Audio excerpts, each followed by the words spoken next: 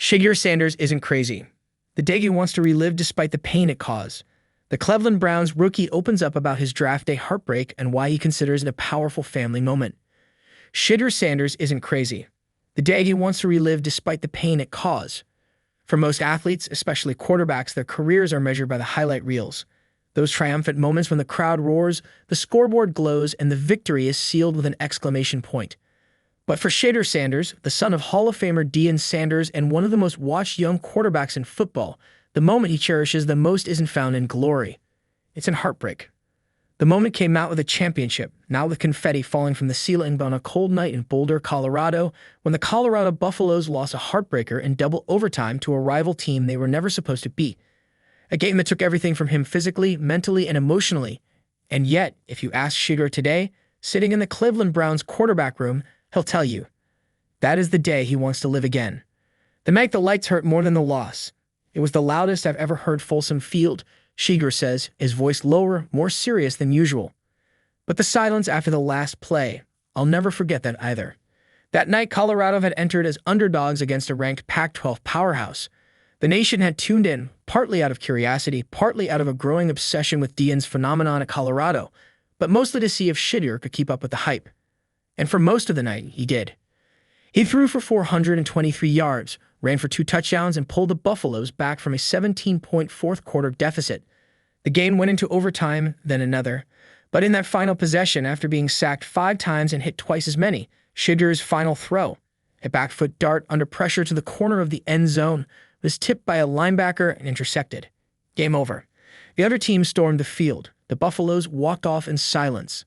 Pain. Shedeur says, pausing, "Yeah, every part of me hurt. But man, I felt alive." Why he'd do it all again? Most would avoid reliving their lowest moments. For Shedeur, that night revealed something more valuable than any win. "That game taught me what kind of leader I was," he says.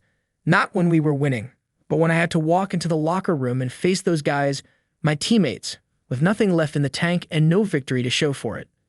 Instead of retreating, Shedeur sat down next to his offensive lineman, blood still dripping from his lip, and told them, "We're gonna come back from this.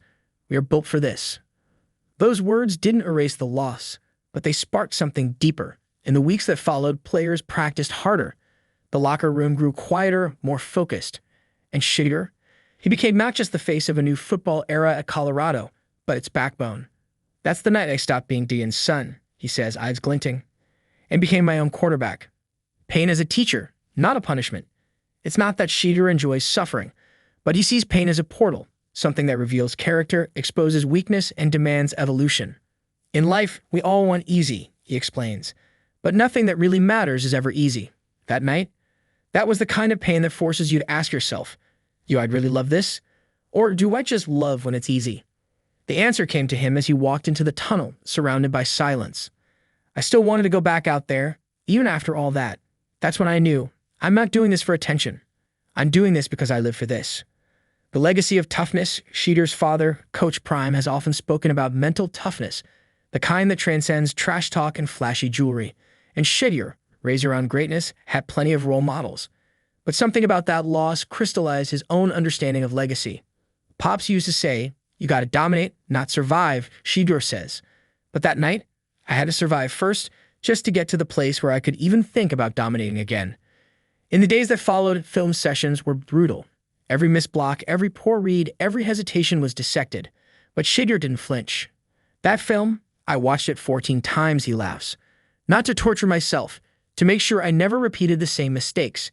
Pain makes you pay attention in ways comfort never can." Now in Cleveland, the echo of that night. Fast forward to today, and Shedeur sits in the Browns' quarterback room, miles away from Boulder, but carrying that night with him like a compass. "I think about it all the time," he says. "Not because I want to feel bad, but because I want to feel that realness again. You don't get that kind of game every week. And when you do, you better remember how it made."